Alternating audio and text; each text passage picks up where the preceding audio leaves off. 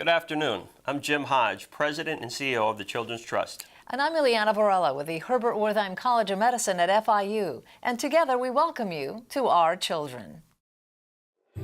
Making sure children are healthy, safe, loved, ready to learn, succeeding in school and in life.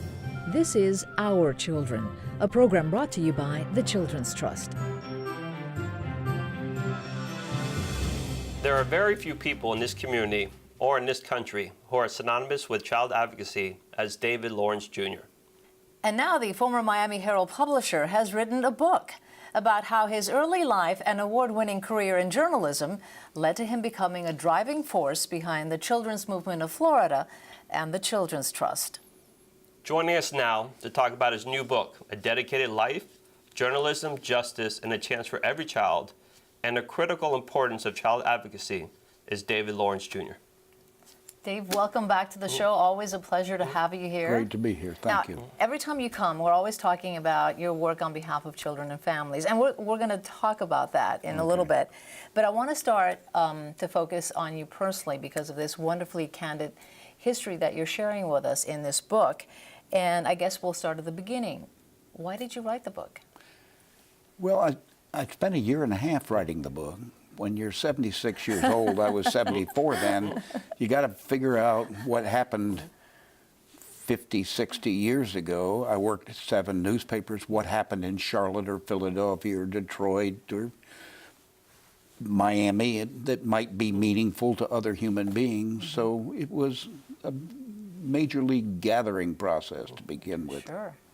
A year and a half. Wow. Dave, you talk about growing up in the 40s and 50s in rural New York and Florida, and I want to quote you here. You stated you had a hunger for justice and fairness. Can you tell us a little bit about that? I had sensational parents. I'm one of 9 children, the second oldest of an Irish Roman Catholic family. We sat around the big table at night, had dinner, and my father would quiz us on government and politics. It was an extraordinary way to grow up. It was a lot of hard work on a farm. I drove a tractor by the time I was 10. But I loved my parents, respected them, and they talked about, you're a Lawrence, you're supposed to be special. You're supposed to care about other people. You're supposed to be fair. You're supposed to tell the truth. So it was a natural transition. You also credit your years in journalism, your work as a journalist, in giving you the tools to help you advocate and fight for children and children's rights. What do you mean by that? So you would know the answer to that yourself from your own career in life. What about people who didn't do that kind of work? I think the world's about relationships and storytelling. What are the facts of the matter? In what order do you place the facts? What fundamentally is the headline of all of this? I might not like the word, but I'm a salesman of sorts and need to be a salesman in behalf of a vision about everyone's child. And talking about relationships, you've met presidents, politicians, business leaders. Tell us about some of the important people that you have met. Well, I want to make it clear that everyone is important, so let me start with there, but not many people get to have dinner with Queen Elizabeth. My wife and I had dinner with Queen Elizabeth. I interviewed Fidel Castro for 5.5 hours in Havana. I rode through the barrios of Lima with Fujimori driving. I interviewed President Clinton on Air Force One. It was extraordinary life. I've been in 56 countries, including places like Democratic Republic of Congo and Bangladesh, neither of which are tourist places. I think you've hit something on something very important, because people ask me the same thing, and I'm not equating my career next to yours in any means, because it pales in comparison. I'm not accepting that. But people ask me this all the time. Who's the most interesting person? And you said something very interesting just now, because people always think it's got to be a celebrity or a famous person, but along the way, I'm sure that you've met people who are very humble, or to some other people may be meaningless, but sometimes people have stories that just really impact you. So if you're in the eastern part of what is now called the Democratic Republic of Congo, and you are interviewing child rape victims, and you're seeing the brutalizing of other human beings, and the profound story that each of them has, or you're in Bangladesh sitting in a carpet in a village on top of dirt talking about micro lending. I try to spend a lot of my time out of the office. I've never thought that people learn much at the office. Need to be with other people. I do it to this day. And so let's go back to the children's movement and the Children's Trust. How did that idea come about? And more importantly, how did you get it to fruition? Because I know that wasn't easy. So I got involved in this really because of Lawton Chiles, the governor, a particularly gifted and good man who died before the end of his term. He asked 55 citizens in Florida to look at the future of education. He asked me to chair a task force on school readiness. Though I had 5 children, I'd never heard of the subject. I didn't know about brain development in the first several years and so forth. So I ultimately decided that it spoke to the future of America, and I would retire and work full-time on this. I'd been very aware that a campaign had happened in 1988 for what is now called the Children's Trust, and it failed 2-1. So what would I do different? I read a lot of history, at least a book every week, as a matter of fact, and I believe firmly that this is about creating a movement. So the trust campaign, and my definition of a movement being about everyone's child, same principles that raised my 5 children are the same principles that all children need: health, education, nurturing, love. And so I raised a bunch of money. I argued it was about everyone's child, though certain children needed more. I put a 5-year sunset on it, so try it for 5 years if you don't like it. And I worked very hard in every corner of the community. I spent 2 years of my life on this. And today, Jim, what are we spending at Children's Trust? $150 million. $150 million. And what did your son David have to do with it? Well, all of my children had something to do with it. We were married in December 21st, 1963, almost 55 years ago. My wife, Bobby, was pregnant almost immediately. David was born 9.5 months later. My wife had a stunningly major league case of German measles, which invariably has profound negative consequences. It was the first time I'd thought about issues of this nature. Now, the good part of the story is by devoting the right kind of attention. He went to Easter Seal clinics for years. He's now an appellate lawyer in New York. So, again, it's the attention that you focus on each child. Each child deserves the attention and the love. Interesting. Thank you, Dave. Thanks for being with us today. Thank you. And can I say just one thing, and the producer's going to kill me because I'm going to go over. You are someone who you walk the talk. I have met you, I've known you for years, but I've also just run into you out on the street, and you've run into my son, and I've introduced you to him, and this is the kind of person who says, what's your name? What do you want to be when you grow up? When are you going to graduate? And what are you reading? And what are you reading? So it's not just about saying, I'm interested in children. You truly are interested in children, and you are an inspiration. Thank you. And I want to thank you for That the means work a that lot. you do. Thank you. Just God wanted bless to you. mention that. And Thank you. Means a lot to me. send the Thank check you. at the end of the month, Dave. No, just kidding. Depends on how many books you want to buy. I Okay. really appreciate the work that you do, Okay. David. Thank you. Up next, if you stay with us, and I do hope that you stay with us because we have lots coming up, we're going to talk about the Miami Book Fair, talk about the importance of reading, one of the biggest and best in the country, right here. All the food and everything that's on tap for you and your family, we've got it for you coming up. Do not go away.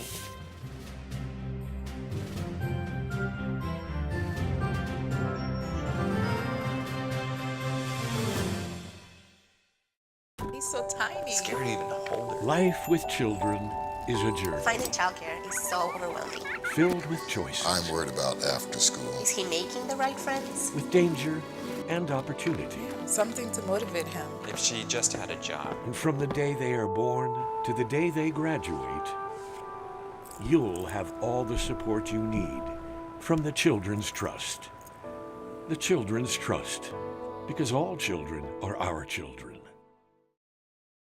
I started playing the violin when I was 8 years old, but I didn't always want to be a violinist. My violin teacher told me about Greater Miami Youth Symphony, and everyone was just so nice, and the challenge was amazing. 1, 2, 3. And thanks to the support of the Children's Trust, there are now hundreds of kids chasing their dreams just like me. To find out more about our programs and how you can get your children involved, log on to thechildrenstrust.org or call 211. The Children's Trust, because all children are our children. Welcome to the Miami Book Fair. It's just so great to be around so many people who love books. One thing I grew up realizing was the power of language. Whoa! This is amazing. I love comic books so much that is what I do for a living.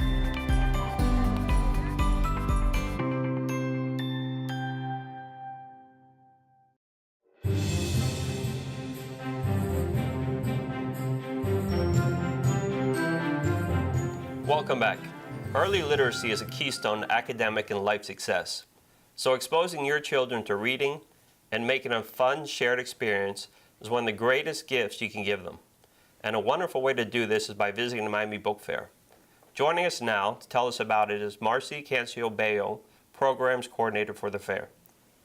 Marcy, thank you so much for being with us. I'm so glad that you can make it, especially since we're only 7 days away, and I'm sure that you have very little time because you must be going crazy with last-minute prep. So, so glad you can make it, because I want you to tell the parents, especially those who maybe have never been, what it's all about and what they can expect. And maybe we should start with the Children's Alley, which is like probably one of my favorites. Oh, absolutely. It's one of my favorites too. So Children's Alley is for all things children. We have everything from pop-up tents with activities to roving performers. We have stilt walkers. We have live music. I believe there's some face painting and everything too. And then we also have some presenting authors and all sorts of additional activities. Anything you can think of for young children and even teenagers, we've probably got it in Children's Alley. Well, the fair is phenomenal, and I know the Trust is sponsoring Mr. Wembley Wordsmith's author tent in the Children's Alley. So tell us a little bit about that and what we should expect. So Mr. Wembley Wordsmith's author tent is for our youngest authors in terms of grade levels. So we have a lot of really amazing picture book authors, including Ava Chen, who's presenting Juno Valentine and the Magical Shoes. We also have Francie Latour, who has one of my favorite picture books that's coming this year, Auntie Luce's Talking Paintings, which kind of brings Haiti to life for younger children. We've got some mystery duos happening. We've also got a full Read Caribbean panel with adventures in Puerto Rico and Antigua. There's so many things happening. I don't even know where to start. And Sonia Sotomayor, the Supreme Court Justice, has a book. Will she be attending? She will. So she actually has 3 books for children this year. She has a children's book in English and Spanish for picture book level, as well as a middle grade. And these are all memoirs about how she came to be the first Hispanic Supreme Court Justice. And I understand, Jim, that the Children's Trust is doing something special, too, at the fair. We are. We're going to go Facebook Live. We'll be shooting live from the fair during the last weekend to bring the fair to the community. How'd you come up with that idea? That sounds so exciting. Well, I think there's a couple. One is that not everybody who wants to attend the fair can make it, so we want to share it with the community. 2, that the Trust has always been supporting literacy. So part of our webpage, our parent letters talk about parents want to find good books for their kids. So we have recommendations regularly. So we want to go live with the authors at the event and also talk to the participants and let people see the energy and the great things that are happening at the fair. I love the Children's Alley, and there's so many things. I see such excitement for the little ones, but what's really hard is to get the tweens and the teens to read. And I know I have a teenager who is not that keen on reading. What do you have for them? Oh, we have a lot. Oh, yeah? We have an entire area called The Porch, which on Friday, November 16th, will be geared just toward teenagers. It's a great field trip day. On the weekend, we have really amazing YA authors, including Danielle Clayton, who wrote The Bells. We also have Kwame Alexander, who wrote Swing. He's presenting this year in conversation with our 2018 National Ambassador for Young People's Literature, Jacqueline Woodson. So that's going to be a really amazing conversation. We also have Kirsten White. We have David Levithan, who wrote Someday, which is that's based on a series, Every Day. It's a movie that just came out in the spring of this year, actually. So we have so many things for tweens and teens. I would like to challenge a young person to find a book they don't enjoy at the book fair. That's a great challenge. So give us the rundown. When is this happening? Where, and what's the cost of admission? So the main weekend is going to be November 17th and 18th. That's Saturday and Sunday, but we do have events happening at the evening, November 11th to 18th. The cost is free for children 12 years and under, for ages 13 to 18, and for senior citizens 65 and over. It's going to be $5 admission, and then for everyone else it'll be $10. That's nothing. I mean, that's like popcorn at, well, we were talking about, we were talking how expensive some things are to go to, but we're not going to get into that. But basically, it's so much to do, and you get so much out of it, and it's a lifetime of learning after that. Once you get kids hooked on reading. Yes. Thank you so much for being with us. So, guys, you have all the information. Start planning your visit to the fair right now. You don't want to miss it. Up next, we will be remembering a hero. See you in a minute.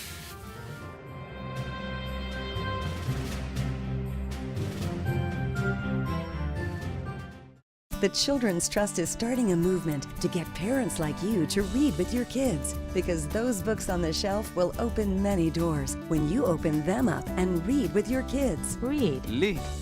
Read to your kids. Let them read to you. Read 30 minutes a day. Snap a selfie, then post it to social media to encourage others to join the #Read30 movement. Because when kids read, we all succeed. Read, snap, share, because all children are our children.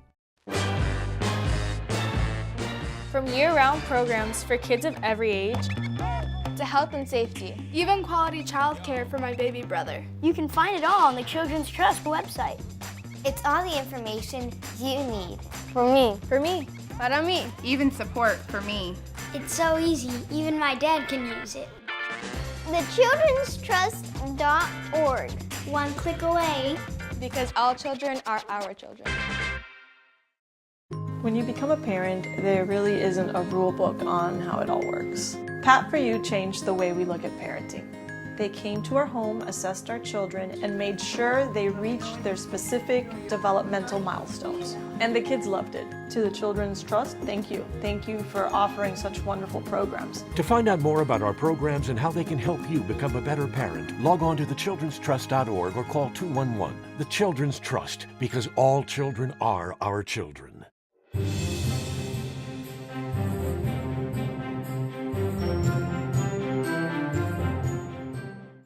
We now have some sad news to share as we remember Rosa Maria Plasencia, President and CEO of Amigos for Kids, who passed away suddenly last month. That's right, Ileana. Rosa Maria was absolutely dedicated to ending child abuse in our community, and she fought long and hard to help families create healthy and happy lives for themselves and their loved ones. The Trust honored Rosa Maria and Amigos in 2015 with the Champions for Children Program of the Year Award. Let's take a look at that video that captured the reasons why.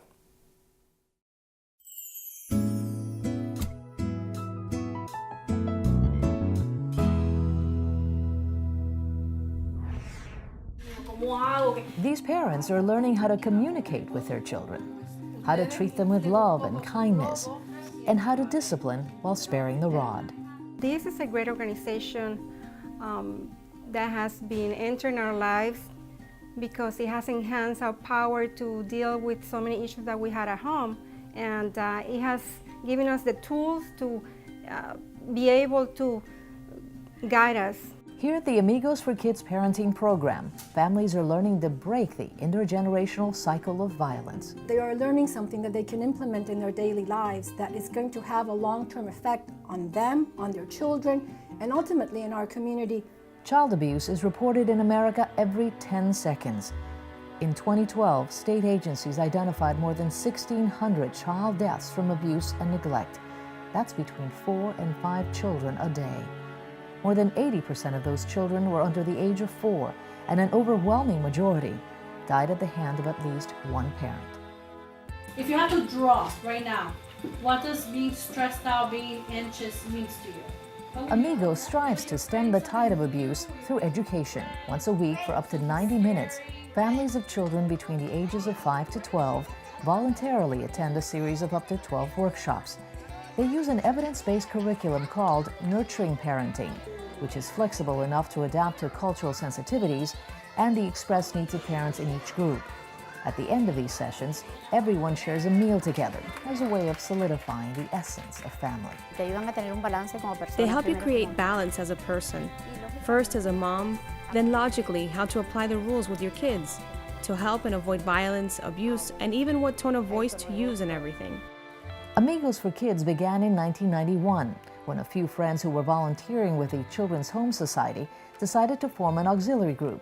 Nearly 25 years later, it has evolved from a band of volunteers and donated space to a mainstream nonprofit organization with child abuse prevention as its core mission.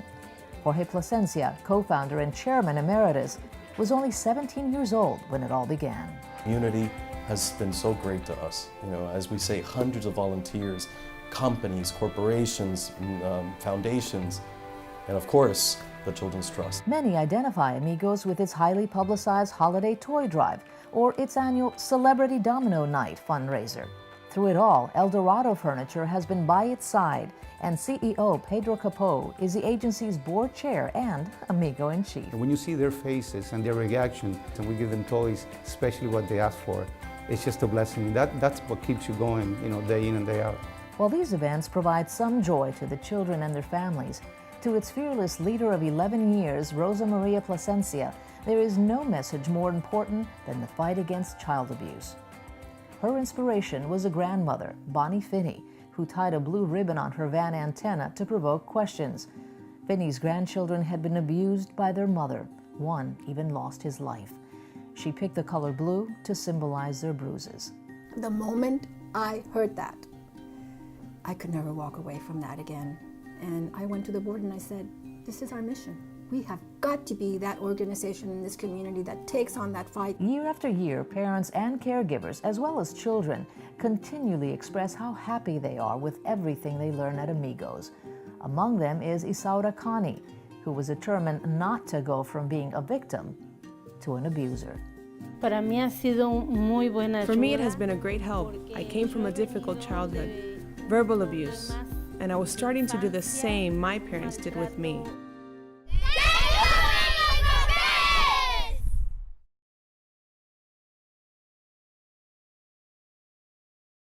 Rosa Maria Plasencia was 59. We'll be right back.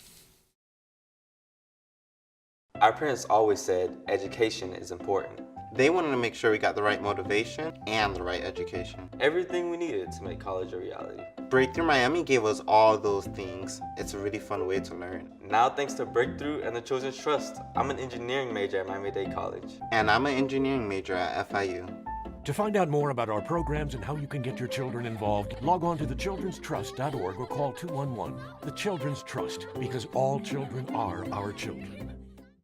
It's not all about the school, or the teacher, or the neighborhood you live in, but those books on the shelf will open many doors when you open them up and read to your kids. Read. Lee. Lee. Read to your kids. Let them read to you. Because when kids read, we all succeed. To learn more, log on to thechildrenstrust.org and click on Read to Learn. The Children's Trust, because all children are our children.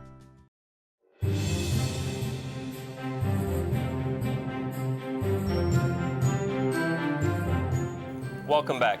The Young Talent Big Dreams competition, produced by Actors Playhouse at the Miracle Theater and sponsored by the Children's Trust, is a unique opportunity for Miami-Dade children and youth to take advantage of professional mentorship in the performing arts. Registration for 2019 auditions is about to open, and if this year's finalists are any indication, and I know firsthand that they are, we're all in for an incredible night at the theater. Let's watch.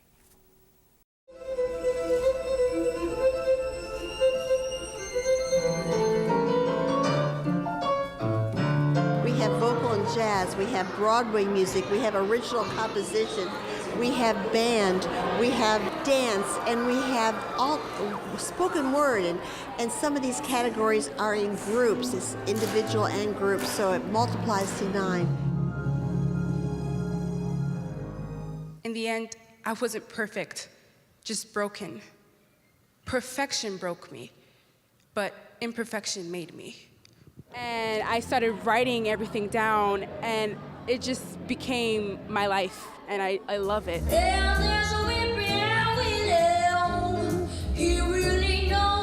Having arts, having a culture of the arts in this community is exceptionally important, and how the arts help kids thrive, and how that builds their self-esteem, how it helps their academics, and everything else that the arts does and builds culture in this community, I think is exceptionally important. And the Children's Trust, again, is very proud to sponsor this event. But I gotta keep trying.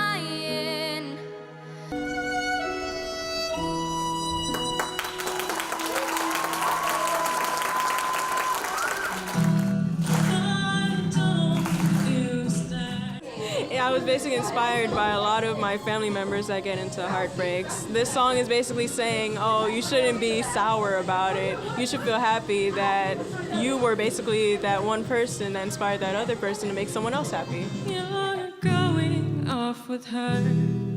I can't help but feel worse. You turned around. I tell you, I don't think there's a partnership anywhere in this country like we have. The Children's Trust is amazing.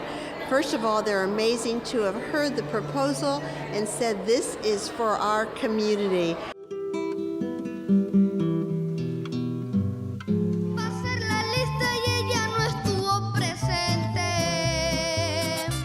So they keep coming back because we have found that they love how much we value them and how important we're able to make them feel, and how much we continue to support them and say, let's grow together. I'm just overwhelmed. There's so much talent that took place tonight here on the stage. It just reaffirmed not only my love for the arts, but also just that the arts are alive and well here in Miami. That's education. After this rap, we gon' have motivation. So with all the killing that's going on, I think that I could get a voice out with the music that I write, like with the FSA. That'll get people motivated and stay off the streets and get into school, get into their books, and just get your head in the game completely. We're reaching these young people from everywhere, and we've got so much more to do to even expand this program. It's a new way of expressing everything I can't express through my words, and it just allows me to get my message across in like different ways, and I feel like that's something special. The grand prize winner is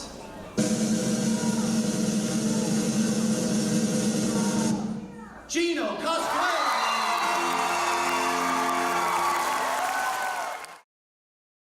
Those kids are just so talented. Is it me, or they just seem to be getting better and better every year? Truly amazing. Yeah, they truly are. Okay, so folks, if you know a child 8 to 17 who would like to take the stage, write this down.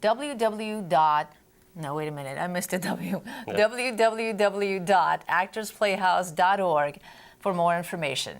And that's all the time we have for today. I'm Ileana Varela, and on behalf of Jim Hodge and everyone here at the Children's Trust, thanks for watching.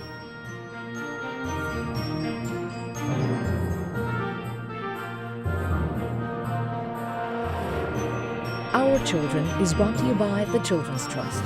The Children's Trust invests in programs and services that help make children healthy, safe, loved, ready to learn, succeed in school and in life. To access its funded programs and services in Miami-Dade County, visit thechildrenstrust.org or call the Children's Trust helpline at 211, because all children are our children.